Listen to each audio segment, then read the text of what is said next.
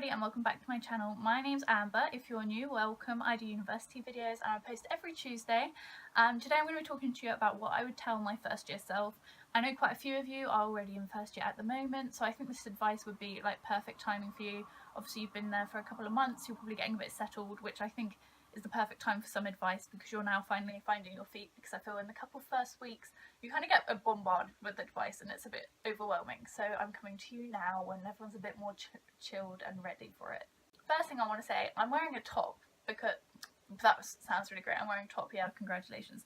Now I'm wearing a top that I thought fitted with this video, but you can't even see it. It says young and wild, but that is my first piece of advice to myself. I am so money focused. I hate spending money. I'm such a saver, and it's probably one of the worst traits that I have because it means that I stop myself from doing stuff all the time.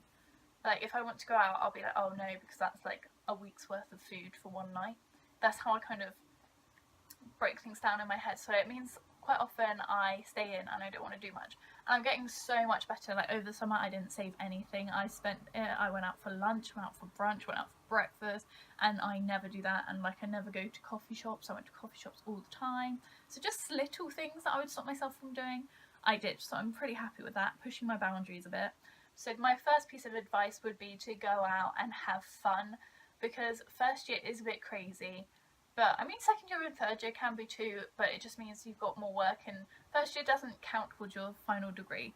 And I sweated it in first year, so I think I should have taken a back seat and thought, you know what, if I pass, that's great. But yeah, so I would have gone out and made a few more friends and stuff like that. Just had some more parties, had some more memories, had some more photos, which I wish I'd never have taken because they're so embarrassing. I think I missed out on those kind of things, so I definitely would have gone back and gone out a bit more. My second piece of advice would have been to make more friends. I was very isolated last year. I had two really good friends, which I'm living with one of them this year, but we all lived in separate buildings.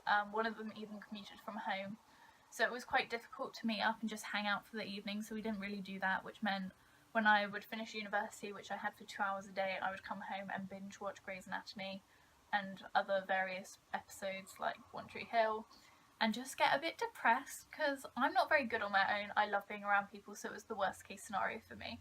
So I definitely would have said to go out and venture and make some more friends in my building perhaps. I was friends with one of my flatmates. I was originally friends with two, but another one just kind of like flaked on us. It was a bit odd, but that's what happens in first year. You're all finding your feet. This year I have taken my advice and I have made 2, 3, 4 new friends. So I'm pushing it. We'll see how we go. They may not be lifelong friends. They may be a term friends, but we'll see. Ooh, I'm really worried. My friend slept around yesterday and she was ill, so I really hope I'm not ill because it's my birthday soon. I think I kind of talked about my third piece of advice in my first advice, but we're going to mention it again anyway. But it would be to take a back seat on my hardcore revision. Yes, it's good to practice and prepare yourself for second year. Yes, it's good to know that you can do it. But I shouldn't have put as much stress on myself as I did because it doesn't count towards anything. I think that's the most frustrating thing. I put a bit of pressure on myself because at my university you get a bursary if you do so well. So I was trying to get that. But I definitely shouldn't have stressed out as much as I could. I think it's really important to remember that it doesn't count, and it's good to try and it's good to put some effort in, but don't be like crying over it or stressing the day before. Just kind of see how it goes, and if it goes badly, learn from it so that second year you're not in that position. I would also say look for a house early. This is really hard in London because you contact agencies and say, hey, I'm looking for a house. Maybe like it's April and you're looking for a house in September.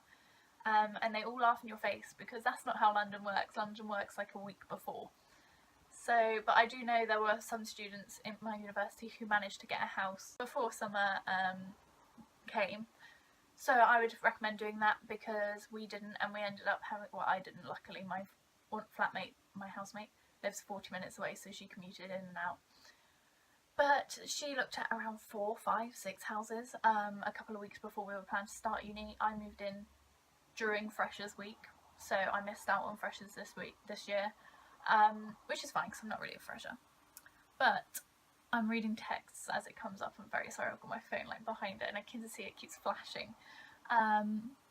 What was my advice? Oh yeah, it was definitely stressful. It was worthwhile. We got a really nice place. It is more expensive than we wanted it to be, which kind of sucks because I'm a bit strapped for money, which you know I hate, but it's definitely worth it. So yeah, try and get a house before, and if you're living in a place where that's completely possible, definitely do it because it takes so much of the stress away.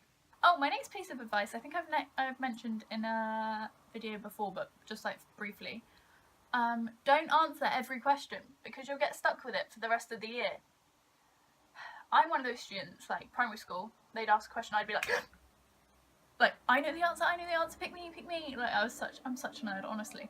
And I've gotten a lot better at it, but the inner nerd is still there. So they'd ask a question, and it's just, I think it's just because I hated the awkwardness and them asking a question, like lecturers asking a question, obviously, looking out, no one replying, and them just staring there, like smiling at you, waiting for someone to answer. Then I'd just cave and break because the awkwardness was killing me and answer. But it meant from then on, I think it happened like 5 times, and it meant from then on, every time someone didn't answer, they expected me to answer. And sometimes I didn't know the answer, okay? I'm a nerd, but I'm not a bloody brainiac. Can't know every answer to every question. And then I would just get embarrassed because like they'd ask, I'd answer, and they'd be like, interesting, because it's blatantly not the answer.